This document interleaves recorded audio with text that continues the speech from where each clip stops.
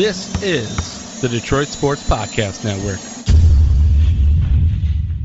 And welcome in, folks, to another edition of Open Mic Night. I'm your host, Noah Taluki, and on today's episode, Spencer Turnbull throwing the first Tigers no-hitter since 2011, but then the very next day, Corey Kluber of the Yankees throws one. What's going on here? 6 no-hitters already in the MLB this season. We'll break down Spencer Turnbull's no-hitter and then also ask the question, what's going on? How come there have been so many no-hitters already in baseball? We're only a quarter of the way through the season. We've already seen 6 no-hitters. Pretty crazy stuff. Also, big Lions news coming your way. A former star for your Detroit Lions is getting something that many people either think he doesn't deserve or that he does deserve. So we'll break that down for you later on as well. But hopefully everybody had a great weekend out there. And I have a little bit of an announcement to make, I guess.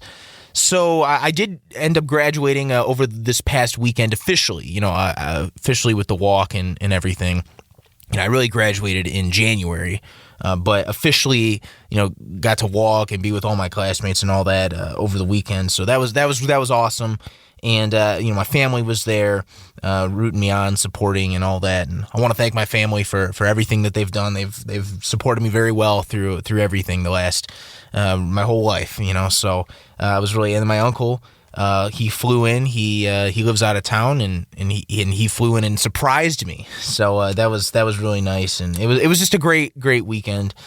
And I'm really fortunate that my family could be there as well. And I'll actually be sticking around this fine university, John Carroll, for the next 2 years. I'm actually going to be the graduate assistant in our sports information department here. I know if you guys have listened to previous episodes, and I've talked to you about how I work in sports information and how our boss, Chris Wensler, was very influential in many of our lives over here. He passed away last June. But I'll be around still, and I'll be working with sports information and getting my master's and all that. So really fortunate that I'm still going to be here at this wonderful university, and I'll still give you guys updates of John Carroll once in a while. The Blue Streaks have to incorporate them to the podcast somehow. Heck, we might even get some guests associated, more guests associated with John Carroll football and all that pretty soon. Hopefully this summer. Maybe we can get some more of those folks on, but just wanted to give you guys an update a little bit, and I'm really happy about my future over here, and it's gonna be a great 2 years, and I'm really looking forward to mentoring the kids and in the office, and really just getting to know people and building those relationships and being a positive influence on many people. So really looking forward to that, and very fortunate that I will still be here at John Carroll. All right, so we had a no-hitter last week. Spencer Turnbull throwing a no-no against the Mariners in Seattle on Tuesday. And it's a funny story because, last week I recorded the podcast on Tuesday, and I said, I like getting it done on Tuesdays. If I go to Wednesday like I'm recording now, it's a little bit late, but, usually I like to record things at the right time where I know the news of the day already, because anything could change, and we all know that anything can change throughout a day, and the next day some big news could break and all that. But I decided to record. I'm gonna do my best to record Tuesday, and of course the next day, when I could have a little bit recorded on Wednesday, they, of course, I find out the big news that Spencer Turnbull gets a no-hitter, and it's kind of a funny story too, because I kind of was paying attention a little bit on my phone. I haven't really gotten the chance to watch a ton of Tiger games the last couple weeks, just because of my busy schedule and all that, and working Lake County Captains games and producing for them and all that.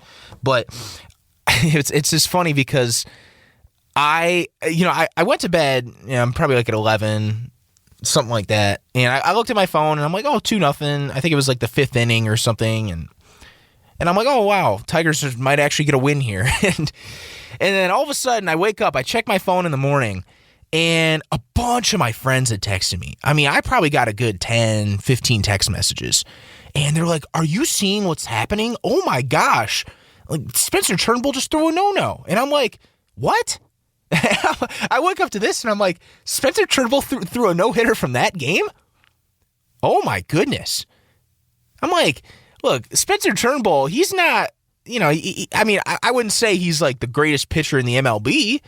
But he's not a lousy pitcher, but I was just like, wow, he threw a no-hitter. I guess that's the beauty of baseball. You never know what's going to happen every night. You never know if a no-hitter is going to happen. You never know, like going to a weekday game 11 years ago against the Indians, day game, I think. You never know if what's going to happen with Armando Galarraga, stuff like that. That's what the beauty of baseball is. And I'm happy for Spencer Turnbull. Throwing a no-hitter is something that a pitcher dreams of for a long time. And I don't want this to be like a knock on anybody, because those pitchers deserve, their recognition for their no-hitter. They've worked their entire life. They've dreamt of this since they were a kid to throw no-hitters. But what's crazy, though, is that there's already been 6. And the very next day after Turnbull's no-hitter, Corey Kluber, who by many say he's washed up. He's no longer the pitcher that he used to be when he was with the Cleveland Indians.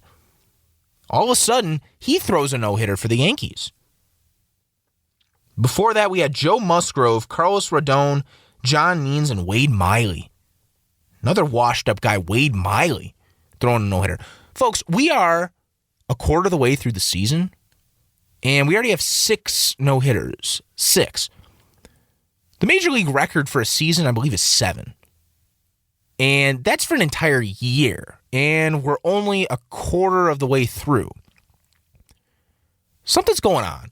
So, I looked into it a little bit. I want to know, what is going on? Why are all these no-hitters happening? When I was growing up, you saw 1, maybe 2 no-hitters a year. 2011, I remember vividly when Verlander got his no-hitter. By the way, that was the last time a Tiger threw a no-hitter, was 2011 when Verlander threw it against the Blue Jays. I'll never forget the newspaper cover of the Free Press. I still have it, I believe. And it has, across the masthead, "Too Cool," TWO cool, and with an exclamation point. And, because that was his second no-hitter. He had one in 2007 against the Brewers. And, it was just him getting doused with Gatorade, JV, after the game. And Trevor Thompson was standing right next to him, interviewing him for Fox Sports Detroit, now Bally Sports. So, great memories with that no-hitter. And then, all of a sudden, 6. This is unbelievable. So, speaking of Justin Verlander, Ben Verlander, who actually has his own podcast now, and he's really getting out there in the media. He's an analyst for Fox Baseball, I believe, or something like that. He wrote an article about kind of what his take was, and one of the things he mentioned was the baseball itself has changed. And, this was a little scientific. To be honest, I didn't really understand this. I don't really think he did either in the article. But it was something about how the baseball has some loosened tension on the first wool winding. And it's also 2.8 grams less with a little less bounciness than it did before. So whatever that means, seems like that's more of a pitcher's advantage there if you're throwing a lighter baseball. And with the less bounciness too, after it comes off the bat. Thought that was interesting because we've heard all about juiced balls and how it actually helps, with home runs, because the home run increases just skyrocketed. But from his perspective, it seems like it helps the pitcher a little bit. Also, and I don't think this is wrong at all. Pitchers are throwing harder than ever before and with better movement. So you're starting, like an average fastball back then, 10 years ago was, 92, 93. Teams are wanting you to throw, 95, 96 now. And with the better movement, you think about those sinkers. There's pitchers throwing like 100-mile-an-hour sinkers.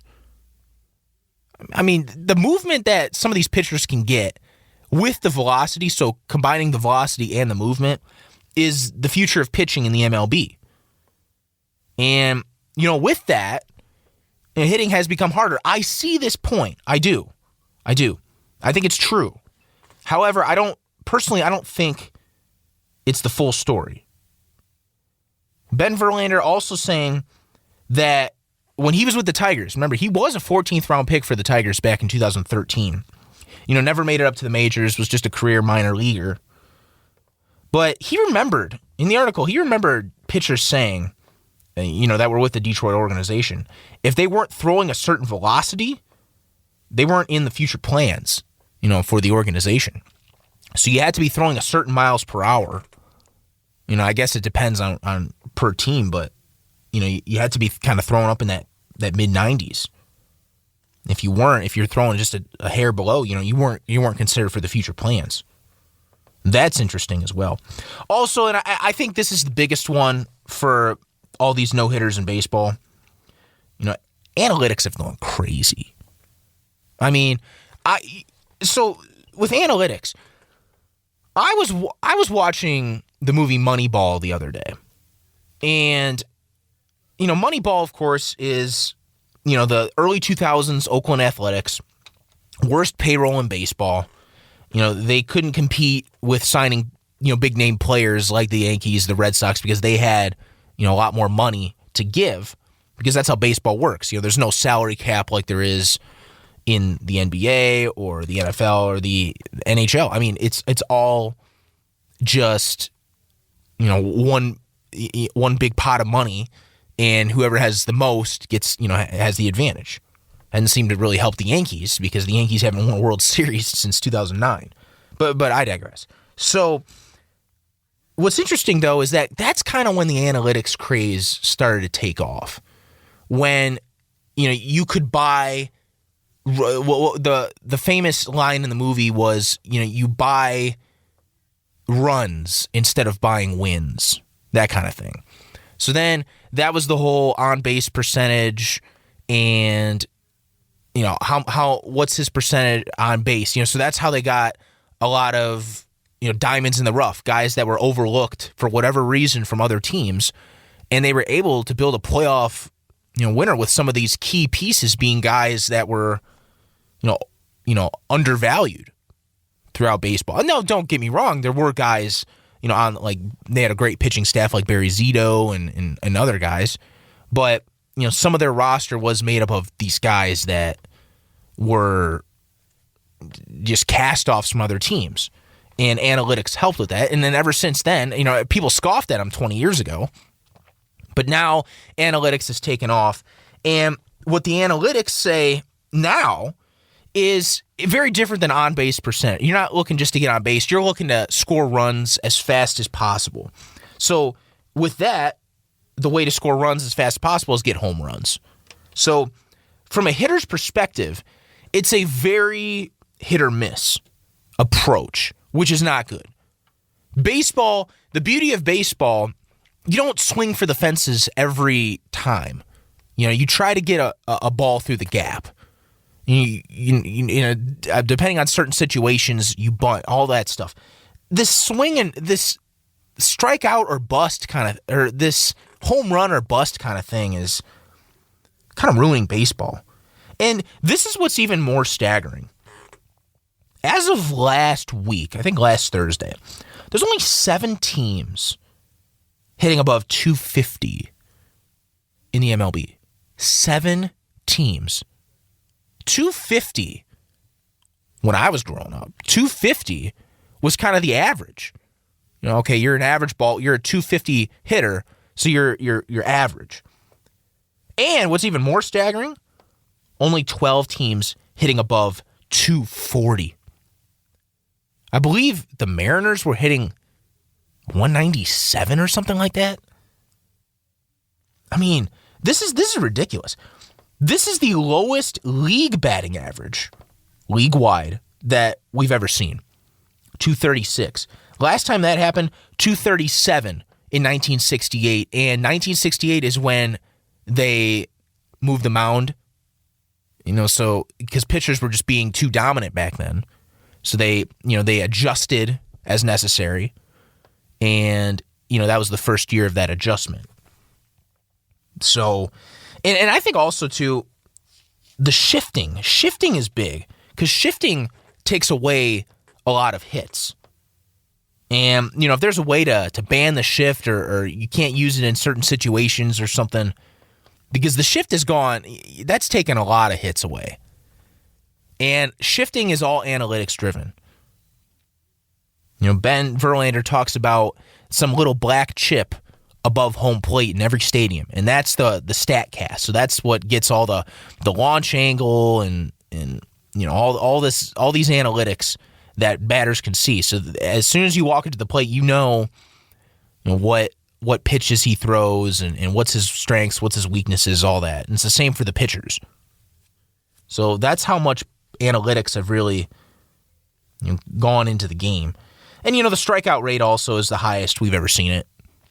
And like I mentioned earlier, it's just a very hit-or-miss approach, and that's not good for baseball.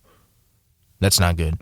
I mean, there's guys like Gary Sheffield, former Tiger, who have come out and said they have no interest in watching baseball anymore.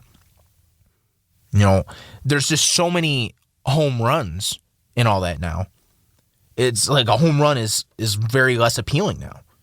And it's okay to strike out 200 times in a season, and nobody cares. You're still in the lineup. The analytics say score runs as fast as possible. And personally, I think it's ruining baseball, and that's why we've seen 6 no-hitters already. I mean, it's sad, but and I think baseball needs to do something to fix it. Whether it's banning the shift or doing something. I mean, I don't know exactly. I'm not a big baseball expert or anything, but from a fan's perspective, and like I said, I don't want to detract from no-hitters for these pitchers. This is something, it's a very, very big accomplishment, especially at the MLB level. Something that they've worked their entire lives for. I mean, you saw how happy a lot of those guys were. I mean, a lot of great stories around that, too. I mean, John Means, basically a career minor leaguer, and finally getting his call-up a few years ago. Wade Miley, I believe he had one of those stick-on tattoos that his son gave him of like a dinosaur or something. He wore it during the game, and he says, it helped him get his no-hitter. Stories like that. That's what's cool, and that's what's cool about baseball in general. But it's just 6. And who knows how many we'll see this season. But something has to be fixed for the future because people talk about how they're losing fans and all that. It's crazy. And I think part of it is they have to go back to the natural form of the game. So, they're trying to speed up the game now, with limited time to warm up and pitch clocks they're experimenting with and all that. It's the thing with baseball is, in my opinion, it's got to go back to its natural form. If you're trying to doctor it up too much, because people have been taught there's no time in baseball. There's no time clock in baseball. It's not like you're playing against the clock with, like football or anything. And don't get me wrong, like I understand why some people would want to speed up the game. Because, people think that it's going for hours, way too long, these games now. But personally, baseball, the beauty of that is how it's it's America's pastime, and it's funny too because a lot of sports you see have taken the analytics from America's pastime. Football has been a little more analytical, hockey, basketball. Basketball is probably the second most analytical behind baseball. But there has to be some sort of human element into it. And I know a lot more teams are, getting into analytics and all that, but personally, 6 no-hitters, too much. Hitters have to have a better approach, for sure.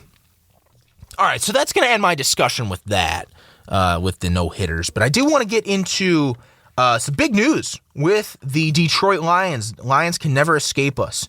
even in the offseason, of course. OTAs have officially started as well.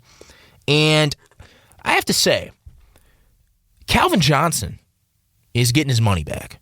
Now, I don't know the details. I don't know, how much money he's going to get back. I don't know, if it's going to be in certain payments or not. I'm not sure about the details as of recording right now. But it does appear from Dave Burkett, who we had on a couple months ago, go check out that podcast, that he is getting the money. Now, we have to go revisit what this means. Hey, this was already 5 years ago when all this happened. So Calvin Johnson plays his last game in 2015-16, so that season it was against the Chicago Bears. Lions won, I believe, and after the game, I think it was the day after, and in Allen Park, Calvin walks into Rod Wood and Bob Quinn. Or no, Bob Quinn was not hired then. It was just Rod Wood. He walks into Rod Wood's office and basically says, I'm done. I'm hanging it up. I'm retiring. 9 years in the league, all that kind of stuff. And apparently Rod Wood's first comment was, well, did you earn your bonus money? And because I think part of the contract was if he had retired early, he wasn't going to get, that money. And it seems like Calvin took, offense to that because I think a little bit of ego played into this. He thought he had given his heart and, blood, sweat, tears, all that kind of stuff to the organization. How come I can't get my money? Because I retire early. And ever since then, Calvin has had a grudge with the Lions. And, we've heard bits and pieces how he's come back to help with Zoom meetings with some of the Lions receivers. He talked to Kenny Golladay for the first time last year, the year before, or something like that. Bits and pieces that Calvin comes back. Then there was that whole thing where he was going to different teams around the league, like the Raiders. He may have even stopped by the Patriots or something like that. And people thought, oh, he might be back to play with another team.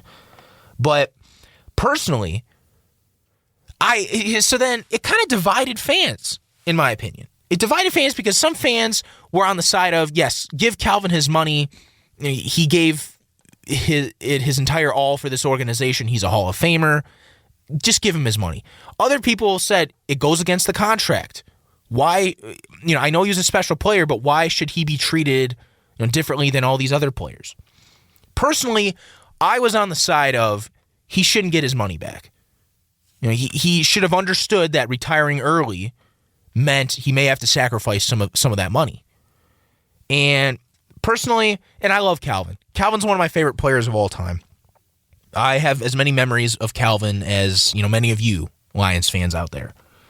But I was never a fan of it, and I really thought the Lions just should not worry about that because it breaches, it violated the contract. If you retire early, you're not getting your money. Sorry. But however, it should not have been handled like that. Rod Wood should have been way more professional. If these rumors are true, Rod Wood should have been way more professional about it. And, then last year, there was the whole thing of Calvin said nobody was talking to him. Then Sheila said they were. So I don't know. There was a lot of drama with Calvin.